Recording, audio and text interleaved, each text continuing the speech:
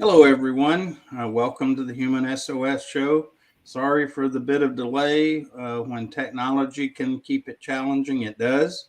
This morning, my computer just it didn't seem to want to cooperate. So, fortunately, we're up and running, and glad to be here. And just remind everyone to be sure and let us know where you're joining from, so that we can recognize you, as well as be sure and share thoughts and comments with us, and look forward to an hour of good conversation. So, Anton, you want to open up our topic for the day?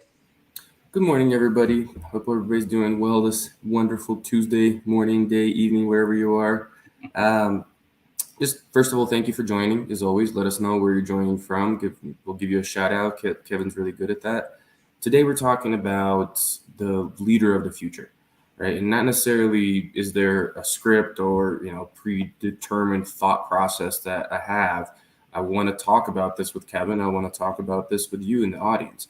What do you think is going to be the leader of the future? What are those qualities that those leaders are going to have to possess in order to lead in the future, in order to lead in the coming years, even because things shift so fast these days, change is so rapid, and it keeps growing faster and faster. So I will start out. I think that the leader of the future is going to have to be very agile. They're going to have to learn how to move quickly, how to change direction quickly. And unfortunately, that's not the typical thing that, you know, I've seen from the past from leaders. And Kevin, maybe you'll disagree, but especially in the military, right? Stand firm, stand fast, keep pushing through, like that kind of stuff. But I think one of the qualities that leaders of the future have to develop is being able to say, you know what, this isn't working. Let's quickly pivot in another direction. Obviously, not just because we're facing difficulty, but because we're preparing for something we're seeing around the corner coming up, and we need to adjust to market demands, adjust to our competition, whatever it may be. And I think that's one of the biggest qualities that's going to be a shift for leaders between now and the future. Yeah, it's definitely a an agility question, no doubt about it, because just so many shifts going on, uh, whether we like it or not. It's the reality of what we're facing, and the ability to uh, pivot quickly is important, because we're moving at such a pace. To not shift will potentially means missing an opportunity to adjust and position accordingly. Welcome, Ed Mario. Welcome, Karen. Glad to have you all here this morning. Definitely, though, we've got to have the ability to shift, but one of the other qualities, and I think that we've just got to really seek out wisdom as leaders, because uh, we've got a lot of people operating with a lot of knowledge, but lacking the further depth of understanding and wisdom. And without those, and if you pivot quickly and don't have that as a reference, it's going to cause us to be more reactive than responsive. Welcome, Zaid. And I think that's the key there is being responsively agile versus just reactively agile. Mm. I think honestly sometimes you better stay the course instead of just being reactively agile, because you're going to mess more things up than necessarily get the benefits. But the other thing that I'm thinking about is a leader is going to have to be even stronger. I use the analogy of NFL football. I apologize for those that maybe don't understand the reference, but the quarterback on the team kind of guides the team. They don't know how to play every position. They're no longer able to step into any role in organization. Like in the past, leaders were very good at what they did, and they could step in and cover a lot of different areas. Now the world's becoming so specialized that they have to be able to move the team around, influence the team, and do things with the team, and often not have any clue, like from an actual detail standpoint, macro level, of course, but from a detail standpoint of how to do each person's job. And that is a very different skill set. that requires leaders to think differently, to perform differently. And I think one of the qualities there is trust. I think that Mm-hmm. leaders have to become incredibly more trusting in order to be able to execute, execute the business play that way. Yeah, it is more relational right now than ever before. Such a critical piece that we have to understand, and the value of being able to maintain healthy relationships and based, in a way, it gets back to not basing it in authority. We cannot depend on because I'm in this role, you've got to do it type thing. As we say in the military, pulling rank is not going to work any longer. Good morning, Shona and Senna. Glad to have you with us as well. Look forward to your comments on Leader of the Future. Um, but yeah, it's what's interesting from a workforce standpoint to me is that, uh, you know, we've got multiple generations in the workforce, and the primary model that things are still developed in terms of leadership or management is a traditional management style. And as we're going along, that's just getting less and less effective. It used to be a slower process, but now it's really moving fast. And those that can't adjust there are really going to have a difficult time. I teach leadership to field leaders in the electrical industry, and one of the things that we're seeing happening really quickly is the inability to adjust and be agile in regards to the workforce is resulting in just expeditious levels of, or greater levels of retention problems, because people are not going to stay around without the relational piece, and we are seeing them react more quickly in that regard. Welcome, Anissa. Glad to have you with us. And I think she got a comment there. Yep. Let's see here. Uh, Leader of the future needs to have deeply connected, compassionate relationships. Definitely a factor that has to be considered, and that is that we, again, the level or way that we're going to most effectively keep our teams moving is on a relational level. And it's funny now, unlike even in recent years, the concept of EQ has got to be a factor in the conversations relative to leadership. Used to be, found myself saying IQ used to be the king, but anymore, IQ alone isn't going to do it. It's got to be IQ and EQ, or the effectiveness is going to be very limited. Welcome, Marius.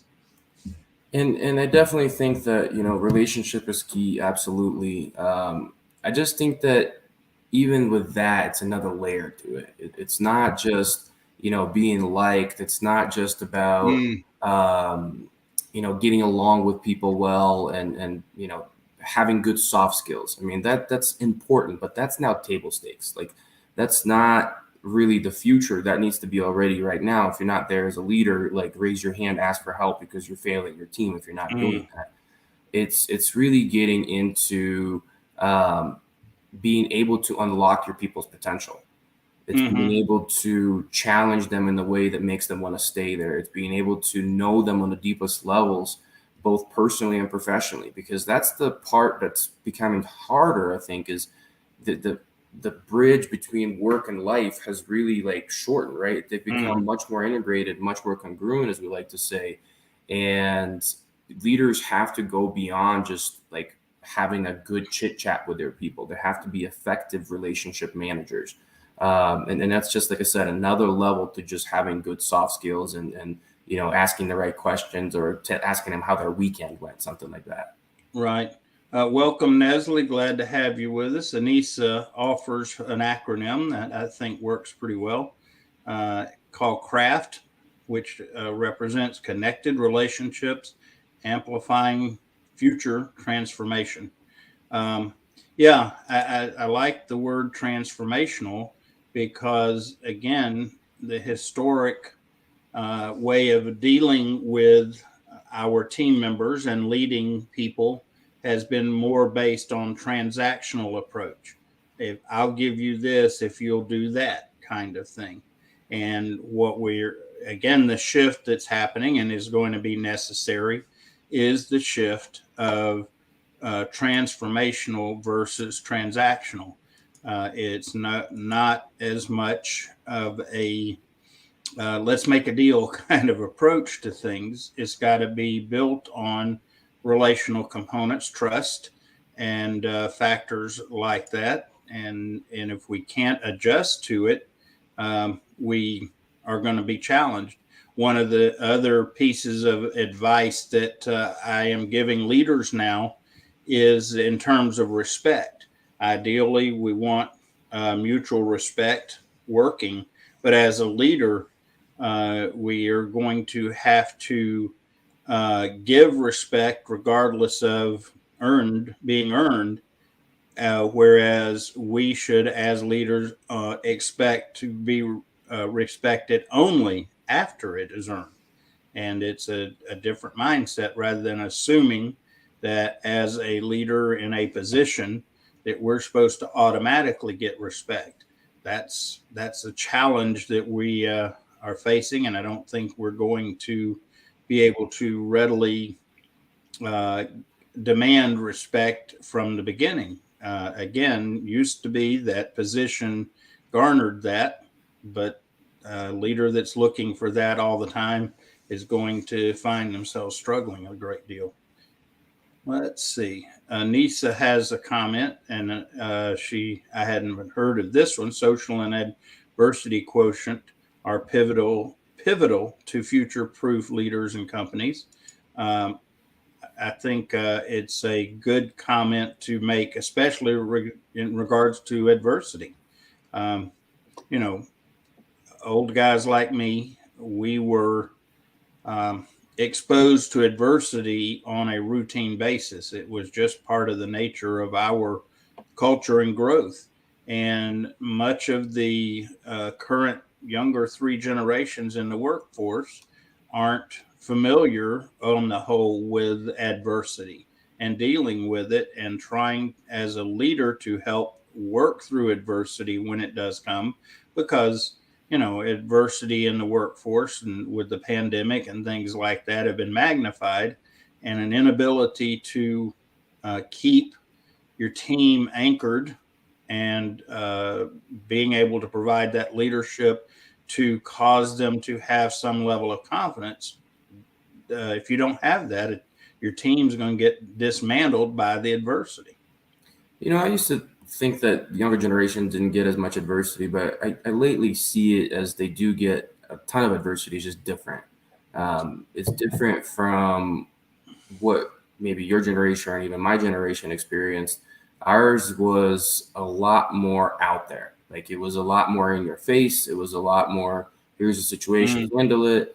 I think the current state of adversity people face is A, stress, B, it's really Okay. the internal adversity. I think that the younger generations are faced with a lot more internal struggles, things that are inside of them that are very difficult to overcome. Social media is a big contributor to that. This fake view of a perfect human, this fake view of somebody that wakes up in the morning, makes their bed at 4:30, then they got to work out in, they meditated, they prayed, they just made perfect meals and all this kind of stuff that social media puts out there. And people have to face themselves inside and go, I'm not that. Like, I can't do that. I can't keep up with that. So I think they face their own sets of adversity. But I think the word that I use instead of adversity is resilience. I think that leaders have to be resilient. Leaders have to be the calming. And I don't think that hasn't changed. I think that's just different things they have to be calm about comparing to what they're used to. But I think a leader always needed to remain cool under pressure. Of Right? course. Pressure is everywhere now. It is so much pressure all the time on companies, on businesses, on teams, on individuals, that leaders have to learn how to be resilient and also help their team to be resilient. It used Yeah. to be that, I can just show the way and walk the way and people will follow. But nowadays, it's not that simple. It's once again coming back into that relationship and knowing what's going on with that person, what's going on with them professionally and personally. And Mm-hmm. even going deeper than that, that's why we talk about we talk with Human SOS about that third component, not just life and profession and business, but health. Also, how Mm-hmm. are they doing to take care of their health? How are they nurturing their body? And finding ways to intervene to help them be more resilient by preparing their body for times when things get tough, but also helping their mind and their home and life and work life to be resilient Yeah. as well. Yeah. And when we talk about health, we don't talk about just one component. We talk about it holistically. Shona has a comment. Good working leader knows when to listen, knows when to advise, definitely knows when to delegate. And no doubt about it, listening is a skill that it has moved up my list of characteristics for an effective leader a long way. Before, it was more out of just trying to be respectful and recognizing people, which it still is, but more importantly, now it's about really understanding what's going on with our folks to a point to be able to be attuned and help um, bring them along relationally. Because if we're not listening, and I'm talking about extreme listening, we're missing an awful lot, and it's going to keep us from knowing what we need to know to be able to respond to our teams. Welcome, Dr. Jesmond. Your thoughts on that one, Anton? It's interesting to me because we're needing to delegate a whole lot more than before. It's coming back because what I was saying is everything's so specialized. The leader no longer knows the answer to certain tasks. They can't execute them on their own. They can't do it on their own. So that comment just makes me emphasize the importance of delegation, the importance of not being able to know and trusting people to go and execute the roles because they're way more equipped than you are as a leader. And that's where the age of promoting the best performer has to stop.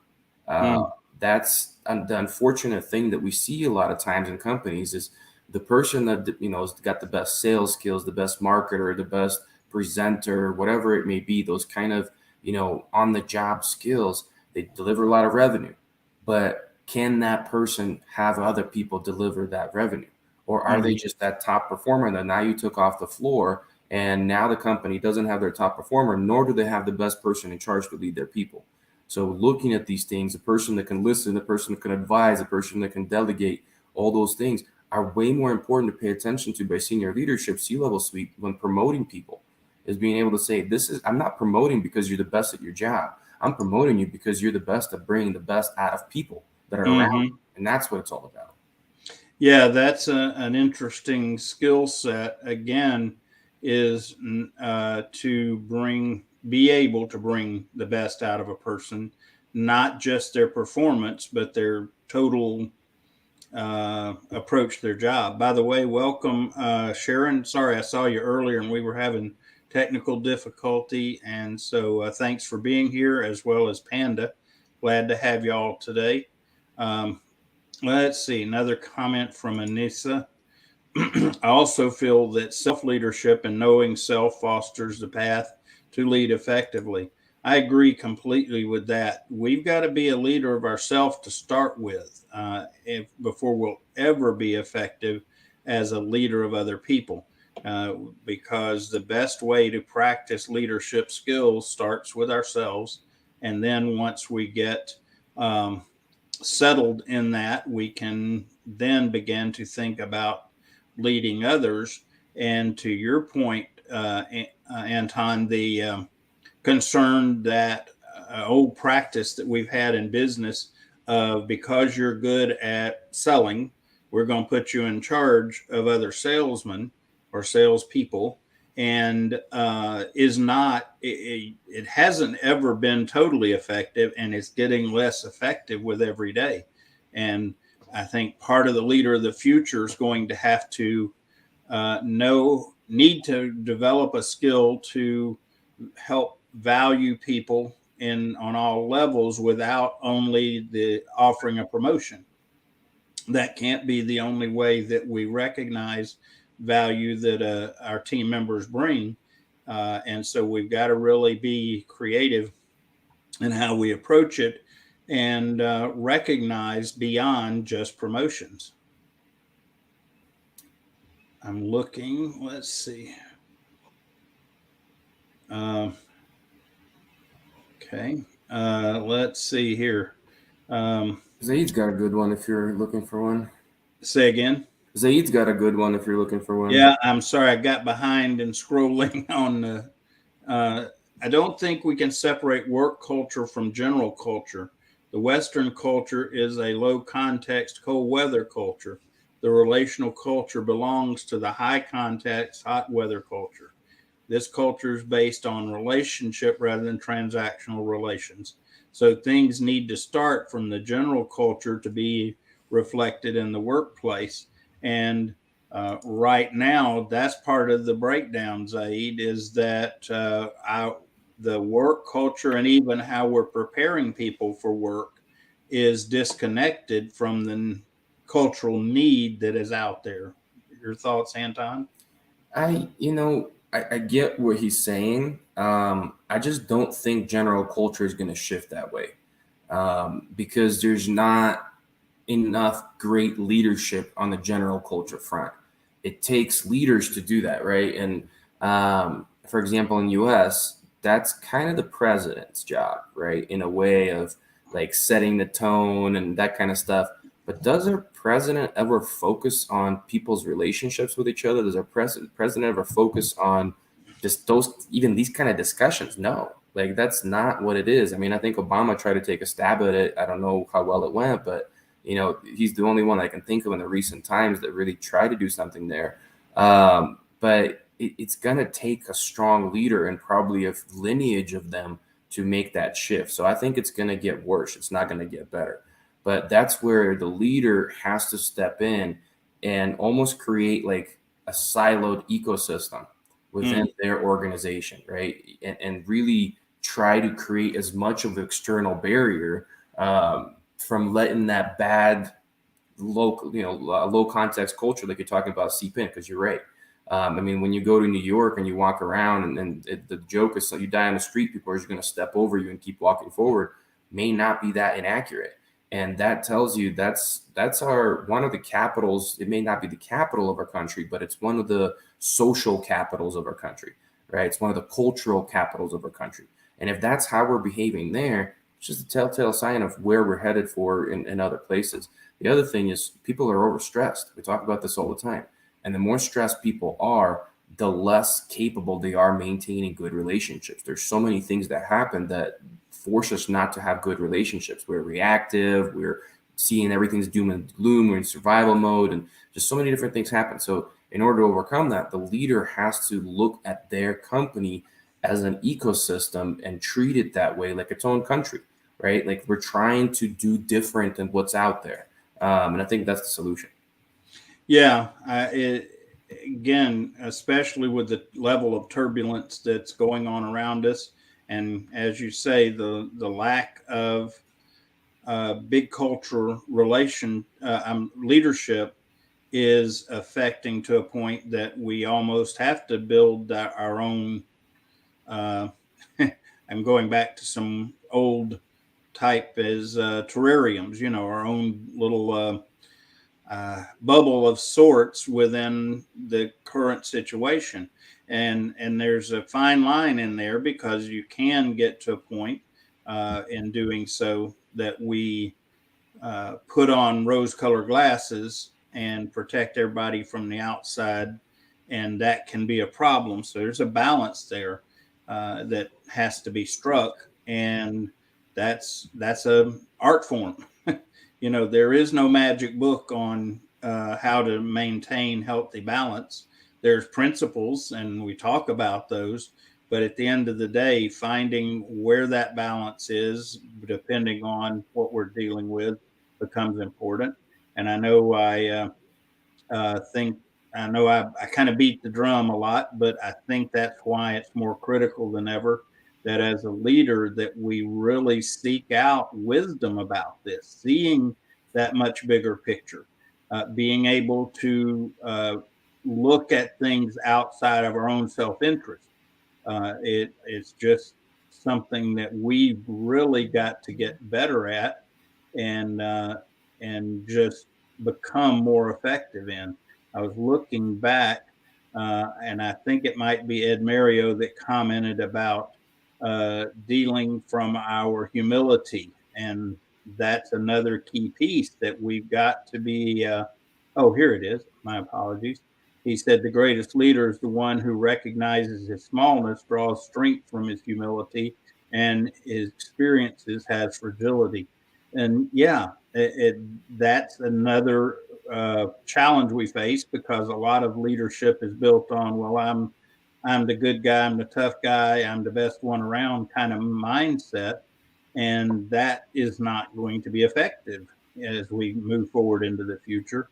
And the humility part becomes a key. Welcome, Rosemary. It's been a while. Good to see you from down under. Glad to have you always. Let's see here. Anissa has a comment. Leaders of the future has a keen curiosity to learn who their employees are in terms of their personality and archetypes. When we understand the principal and dominant archetypes, we also appreciate how best to positively inspire and motivate according to their strengths.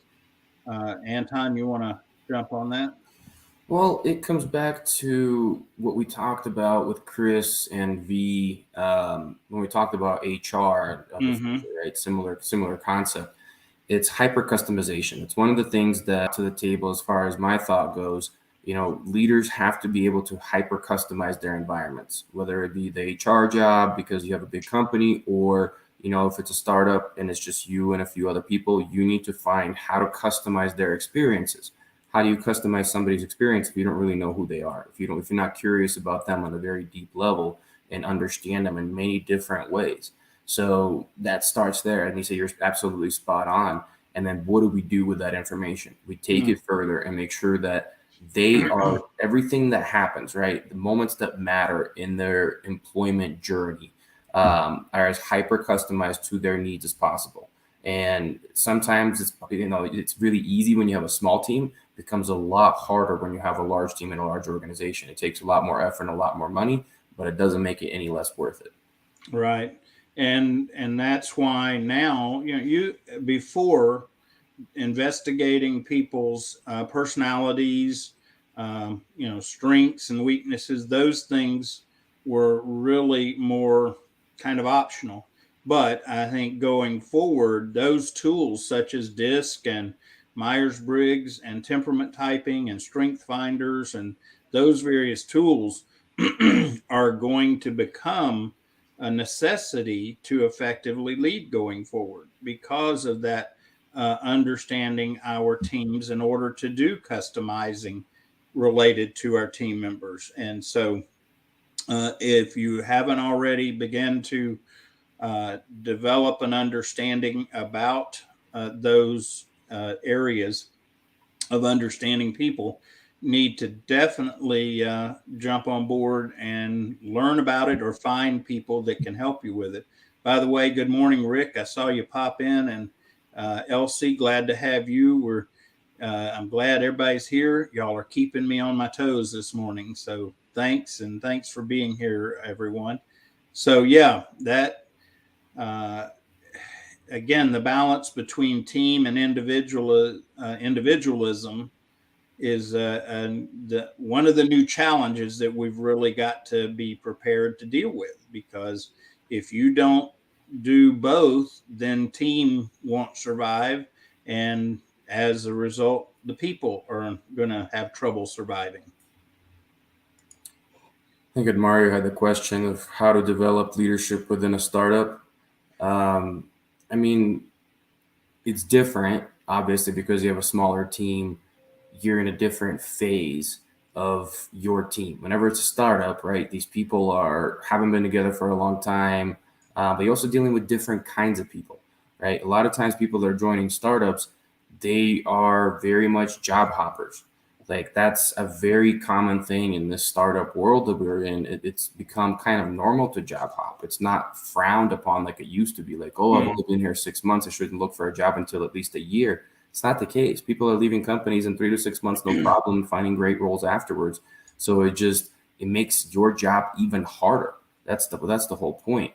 Now, in ways, it's easier because building those relationships, really understanding people, you have a smaller team. It's a lot easier to execute your job. It's a lot easier to do team building activities, all those kind of things. But I usually would say in a startup, in that phase of growth, right? You're really in a growth phase at that point. You need to focus on hiring really well and you need to focus on developing really well.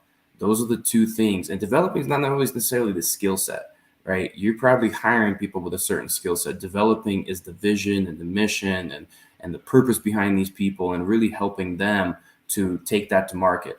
Um, Helping people be great storytellers. That's another thing I would say for a startup is helping people to speak about your company in a way that makes other people want to work with your company or work for your company. Well, and I go back to basics with a startup. Okay. And I watch startups that flounder around because, or come back after progressing along, and they get bit because they didn't start out with the right foundation of a vision and mission and values. If you don't have those as part of your core, you're going to find it difficult to develop leader because there's not clarity as an organization of where things are going and the types of people that need to come along, because the key of shared vision is such a motivator, and it's more critical now than ever before. And so we just really start with those basics. And then, as Anton said, we gotta be smart about our hiring. Just don't grab somebody because they come along and seem enthused, or even just hire them based on money, which is a very tempting thing to do with a startup. Let's see. I agree, Anton, is that this is a very hard job. The culture is set of norms from many, many years back, moving through the generations. Uh, your thoughts on that one? No, it's like I said, it takes a lineage of leaders to move that needle. And unfortunately, when you have a two-party system like we have in the United States, I can only speak to really where I'm in. There's no continuity. There's no, here's a strategy of how we're going to shift the culture over the next 20 years. And the next, 2 to 4 or 3 to 5 presidents continue each other's job. What usually happens? One leader comes in, cleans house, changes the ideas, imposes their ideas until the next one comes in and does the same thing. And in order to accomplish these cultural shifts we're talking about for society as a whole, for the country as a whole, it takes continuity.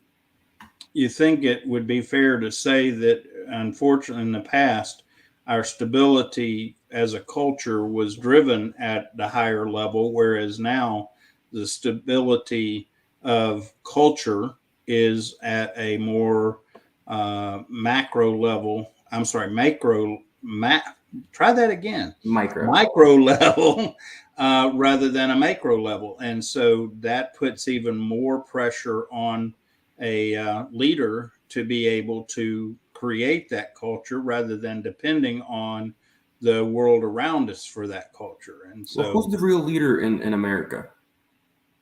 say again. Who, in your opinion, who is the real leader in America? Right now, I'm still looking for them. But who acts as a leader in our country is Well, media. theoretically, for It's the the media. U.S., it's like you said, the president. But no, I'm saying right now it's the media. The media Oh, is the okay, leader I of see the where you're people. going. That's who Sure. shifts, molds, and adapts people's opinions. And media is not focused on long-term strategy. Media is focused on short-term attention, and it will do Mhm. anything and everything in order to do take actions to gain short-term attention. That's not a way to lead. That's never a good leader. But that's who's unfortunately leading our country right now, and that's why Yeah. things we're talking about culturally are not going to happen. Yeah, you're right. I hadn't thought of it in those terms, but effectively, that's what's going on. I like this comment from Anissa. It says leaders of the future are comfortable offering their teams more than a seat at the table, but equally a voice. And in my mind, servant leadership is the way you make that happen. A servant leader is not so wrapped up in themselves that they can't step back and even at moments allow some of their team to become leaders, at least in the moment. And therefore, there is no one more important person than another all the time. And that's a big shift, and no doubt about it. Surrounding Welcome, yourself with Mary. people that are not afraid to tell you you're wrong. I think that's one Yeah, of the things that we have to do as leaders in a world that's changing so fast and moving so fast, and we're no longer an expert on everything. You have to surround yourself with people that are not afraid to tell you you're wrong, so that way you can quickly adjust, make the necessary changes, and with agility move in a different direction, because where you're heading is not what you're ultimately wanting. you've got to give part of the culture of your team has to be permission to speak freely, obviously with respect, because that's due each of us, but definitely freely. Let's see, Zaid comments. I want to add that promoting people to managerial positions, leadership positions, should take into consideration all what has been said, and not just because someone got a master's degree or just some performance numbers. Um, I agree completely, and I like Anton's looking at it. Are we better off to not promote the rock star to manager? Let them continue to be rock star because they're better in that role, and the challenge is going to be, though, we still have to have ways to reward the behaviors other than offering a promotion. That is a real challenge that leaders face, is because now you can't rely strictly on the old, well, if you're doing good, I'll promote you. It's not an effective approach anymore for a number of reasons. Thoughts? Somebody with a master's degree, I fully agree with you. Just because I went to school and sat through some lessons and you know got a passing grade on all of them does not make me ready to lead whatsoever. Right. Um, and now, Rosemary, I appreciate your comment about Myers Briggs. It's interesting, and I encourage people not to get locked into one assessment, because the assessments, just like people vary, the assessments vary. And I would suggest that anyone using assessments don't have one in their arsenal. It needs to be multiples, because at the end of the day, the different assessments assess different aspects of a person. And if you use more than one, you begin to get a bigger picture from the assessments to truly understand people and where they're coming from. From a very rudimentary, perspective, I think Myers-Briggs comes from early 1900s, I think 1940, somewhere around there. For Mhm. some reason, I'm thinking it was like around World War II. But don't quote me on a date. Just it's old. It's the whole point. Right. And the leadership landscape has changed so much. Like just so much change has occurred that we need to do more modern assessments if we're really going to lean on an assessment to do that. And something that incorporates all the different things like technology, understanding. If you're a leader and you don't understand technology in today's world, not good. Like that's Yeah. another thing that a leader for the future has to be voiced in and very, very good, be able to talk to and speak to it is technology. You have to understand it. The world is not going anywhere without technology. Your company is going nowhere without technology. Or if it is, it's going at snail's pace while your competitors running by. Yeah. And again, none of the assessments out there by themselves give a total picture. They're taking snapshots from different angles and in different environments. Some of them are more business oriented in terms of their assessment. Others are more personal oriented. And the key is understanding both aspects, because one of the challenges that we face is that it shouldn't be this way, but the way we behave and prioritize in work versus behave and prioritize in the rest of our life sometimes is not consistent. And trying to understand those inconsistencies and work with them become a real challenge as well. All right, let's see here. Um, I want to make sure we get to Atif's comment. let's see here. I'm scrolling down. Okay. Are you speaking of this one? Yep.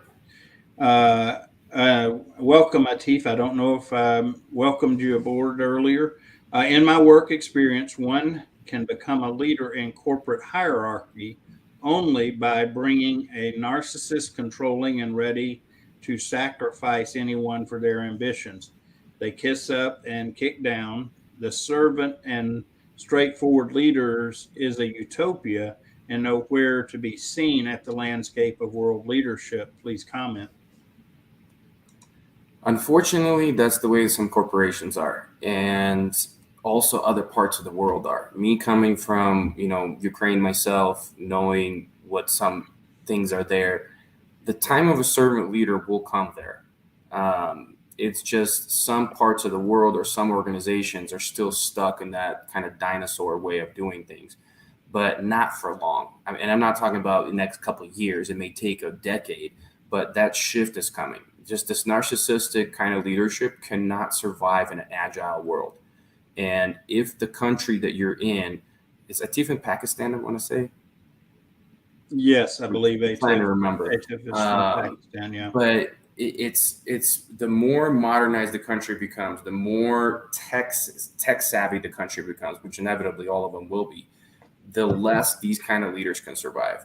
They may hide under the rug and try to get by for a while, but the time is going to come when it's going to change. Now, in the meantime, we've talked about this with you on the podcast before. Unfortunately, you have to survive that. You have to get through that, and it's tough, right? It's that internal battle of like, I'm doing the right thing. I'm being a servant-minded leader. I'm taking care of the people.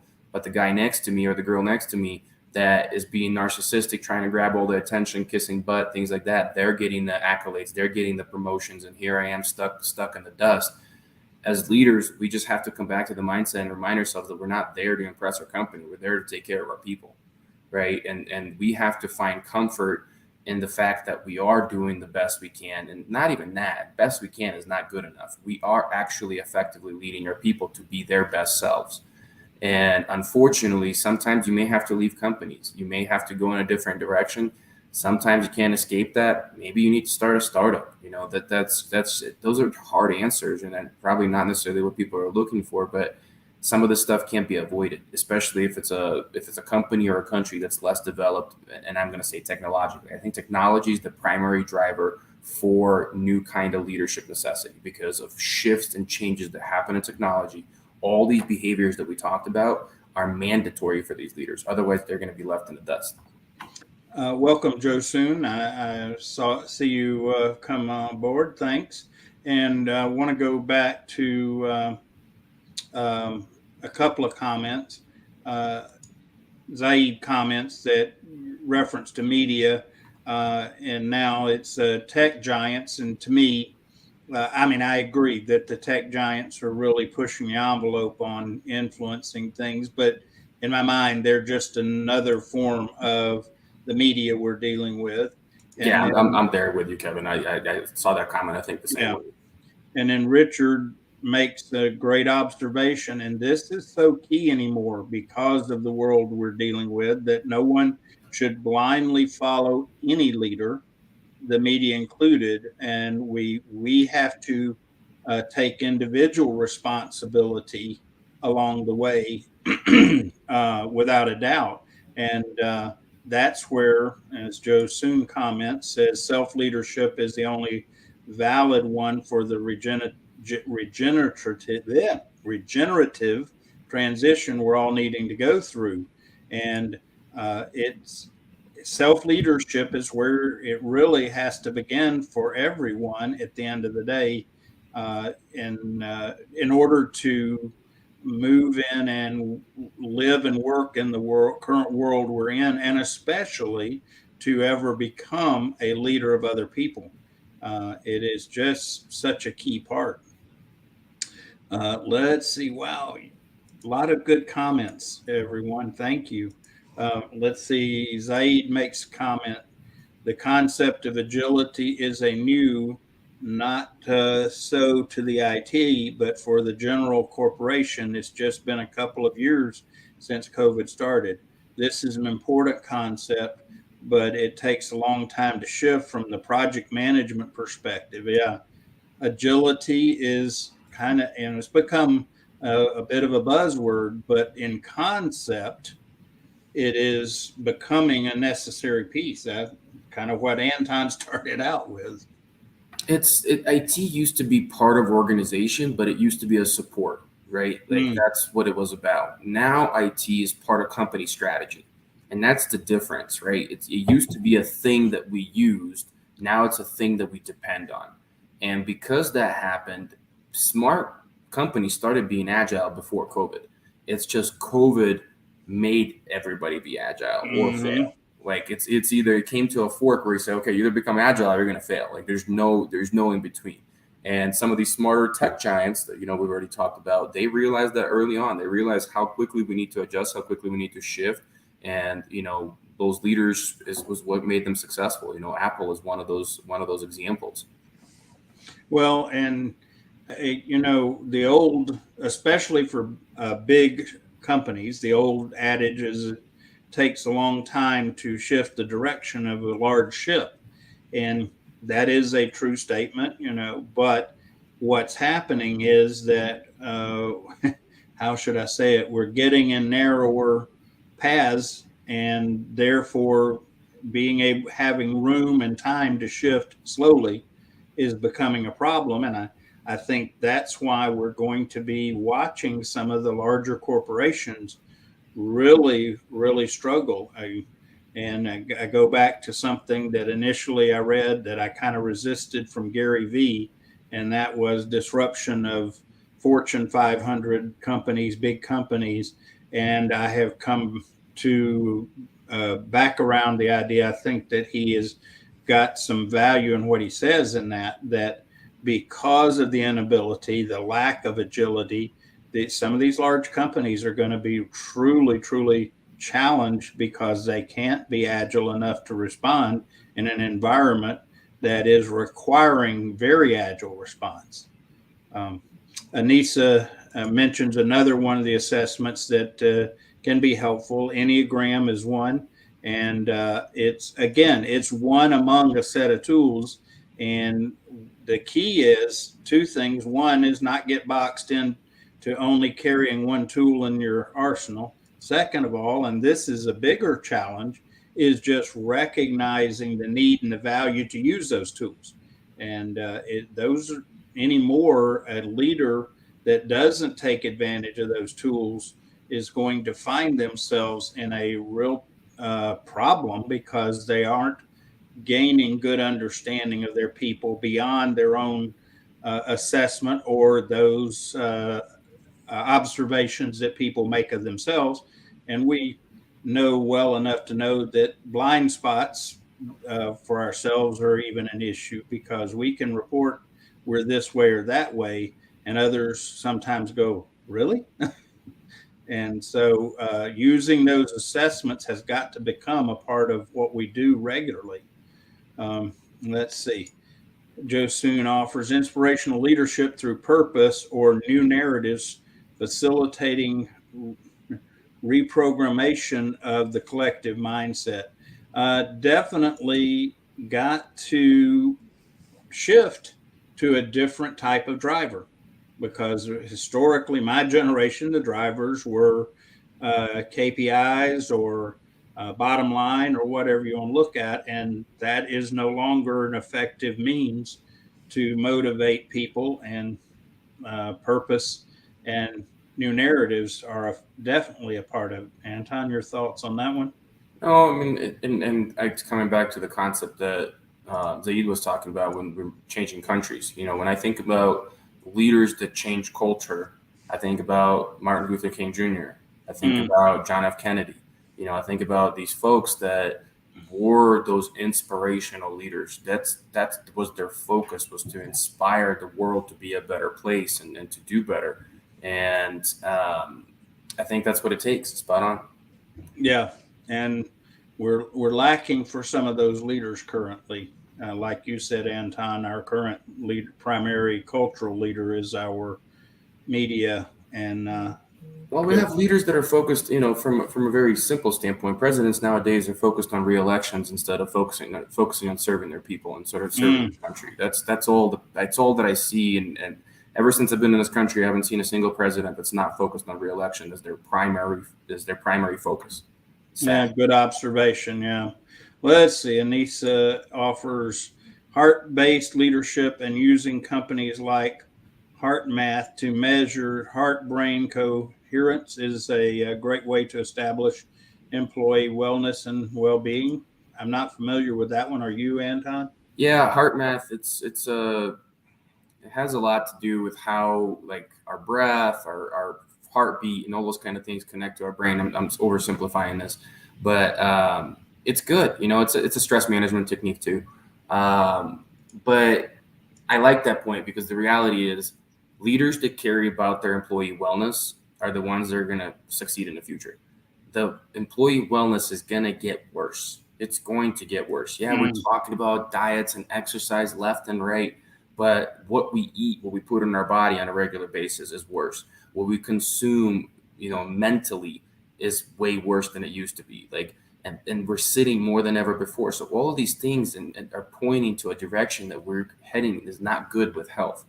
And if you think unhealthy people are good producers or good teammates and all that kind of stuff, we're not. It's just not the case. How we are matters. So people overall, like that's what I would say, leaders that care about not just what people do, not who they are, but also how they are going to be the ones that are winning with teams in the future. okay, and let me see, I'm trying to understand Joe Soon's comment here. Humans do need to turn humanimal, and you will not be able to find any narcissist living being outside our species. So narcissism is separating us from our destination. Oh, okay, I see. Um, yeah, looking at some of the animal world as providing some insight without being narcissist, I can see a comparison there. I mean, narcissism it takes a little bit of a narcissist to lead in general.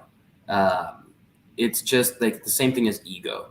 Ego is not all bad. Narcissism is not always all bad. Like it's just has to be controlled. It has to be consciously observed by that leader and know that okay, I have this tendency. This is the checks and balances I put around me to ensure that I don't do that. Right. This is the team I surround myself with that calls me out if they see myself being that way. Because I'm telling you, there's no, in my opinion, and this is not of course, a fact, but I don't think there is no great leader in our history that haven't had at least a hint of narcissism within them. You have to think enough of yourself to be able to step in front of people and say, "Follow me." Right? Let's go. Let's do this. Whatever it is, in some degree or shape or form, narcissism it can be a needed aspect. That's just my take on it. Yeah, and it gets into terminology because at the end of the day, uh, and have a hard time sometimes. We talk about self love, and part of me goes, okay, here we go, getting into selfishness. But really, it's not done in the proper balance, is not about being selfish. It's about being confident. It's about taking care of our own self to be able to then be in a good place to help bring others along and support them and so on. So, narcissism is, in short version, I know this isn't a clinical definition, but it's just self-centeredness taken to an extreme. And but we have to consider self, and there I can show you the principles that support that concept, and to a point that we have to consider and this is kind of a caveat, is that we have to consider that our love of ourself is based on not us per se, but on the value of who we've been created, and we get into design and spiritual concepts and that are part of being healthy as well. But at the end of the day, if we can't love and accept who we've been created to be, we're going to have a real hard time ever loving and accepting other people around us and being able to work with them on that basis. But when you can get there, the difference in relationship is remarkable because it's based in more relational than in a position of defensiveness. And that's a real challenge that anybody, especially leaders, can't afford, is to be on the defensive, because then you will have trouble relating to anybody. So many comments. We gotta finish up, Kev, because Yeah. it's like 2 after. But folks, amazing comments. I this is probably one of the most engaged audiences we've had. I'm just so grateful for all of you. If we don't grab them, I'll try to go back in and answer if there's anything directly to me. Yeah. The comment from Rick, okay, we can't do work and life separation anymore. It's got to be congruent, not even balanced. Um, yeah, and ATIF talks about top-down leadership. It is an ideal way, and I agree. The challenge we've got is in the current circumstances. Sometimes being a great leader means leading upwardly, and that's not by demand or complaining, but by example to affect even the leadership above us. I deal with that on a regular basis with the leaders, field leaders I train. They say, how can I be a good leader in a non-leader environment? And I say, the key is you've got to stick with it. You do apply the principles and live them in such a way that other people don't can't ignore you because you're being effective. I tell the guys field leaders I teach, I say, even a dummy will pick up if you're producing and you're being effective in what you're expected to do. Even the worst leadership above you at some point is going to go, okay, I need to at least give them room to do it, if not learn from it and begin to listen to what they're talking about from a leadership standpoint. I think Atif gave us a great topic. He said, next topic, Yeah, podcast, difference between self-love and selfishness. I'm in. Let's do it. that's definite. So that will be for our next topic. And let's see here. I'm getting want to be attribute the right comment. I'm not sure. I assume this is Shona making this comment, that she agrees with Rick and Sharon. Personal life can definitely affect our work. That's where leaders can come into their own and being empathetic with individual circumstances they're dealing with, such as health issues. And so, being able to, that's another thing about agility. We have to have the ability to adjust to individual team member circumstances. And if you're not prepared to do that by the way you lead and the way you plan and so on, you're going to find yourself in a really tough spot. So, wow. Yeah, I agree with Anton. A lot of great input, and we'll go back and respond in more details in the comments after we go off the air, because we are right up against the clock. And I hope that everyone will go back and look at each other's comments. And I would encourage you, I will put the link out on my feed as to where the recording can be found, and share it with other people. I think there's good information from you guys, as well as what we've worked through together, that a lot of people would benefit from just going back and watching the recording. Nice thing is it stays there for a long time. If for some reason you don't find the link I share, easy way to get it. I assume people know things, and I know better than to be assuming things, is that you go to my profile and then go to posts and activity and scroll down, and you will find the recording there if you don't find it in other places. So thanks, everyone. Anton, parting thought? Now, just thank you all. Continue to join that Human SOS movement. If you're not following the hashtag Human SOS, please do so and use it, when you speak about the concept that we speak about, because to turn this thing around in the right direction, it's going to take a village. You guys are the greatest. Thanks. And so we've got our topic for next week, self-love versus selfishness. And I think it should be a good conversation. So God bless everyone. Have an amazing week. We'll see you next Tuesday, 8 o'clock at Eastern, and look forward to our next topic. Thanks.